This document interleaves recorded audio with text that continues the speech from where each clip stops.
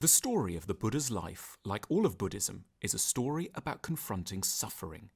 He was born sometime between the 6th and 4th century BC, the son of a wealthy king in the Himalayan foothills of Nepal.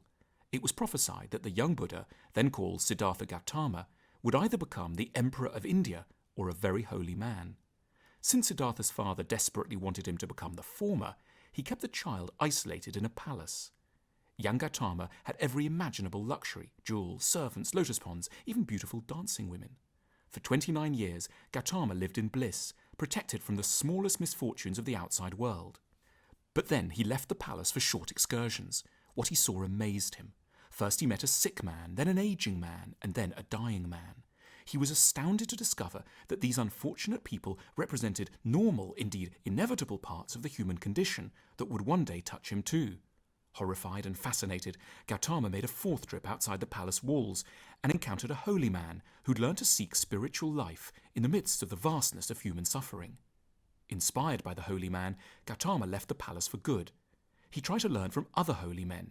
He almost starved himself to death by avoiding all physical comforts and pleasures, as they did.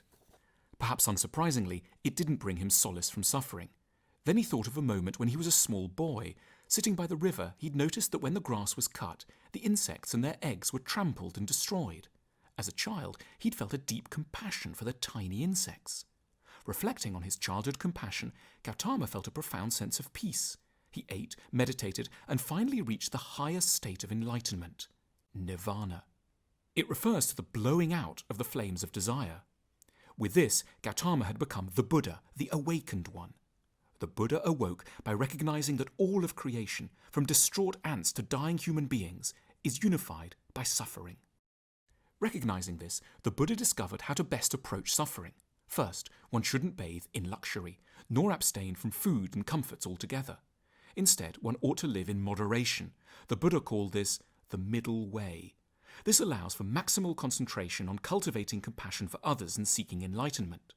Next, the Buddha described a path to transcending suffering called the 4 Noble Truths.